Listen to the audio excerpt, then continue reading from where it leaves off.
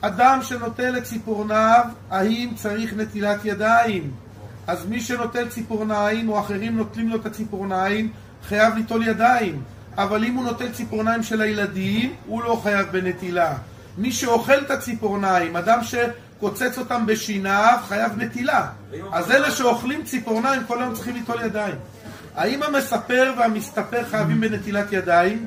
המספר שיער ראשו חייב בנטילת ידיים. גם הספר וגם המסתפר חייבים בנטילה. המחכך ידיו בשערות ראשו במקומות שאין דרך לחסות אותם. הכוונה הוא מחכך במקומות כמו מתחת לכיפה וכולי, מקומות שיש בהם מלמולי זיעה. בזקן אין צריך נטילה, אבל בראש כן. הנוגע בידיו מקומות מכוסים שיש בהם מלמולי זיעה צריך ליטול את ידיו. זה אומר מעל המרפק. אם הוא נוגע מעל החוץ מיד שמאל, שביד שאנחנו מניחים בתפילין, אז גם מעל המרפק מותר לגעת. יד ימין יהיה אסור.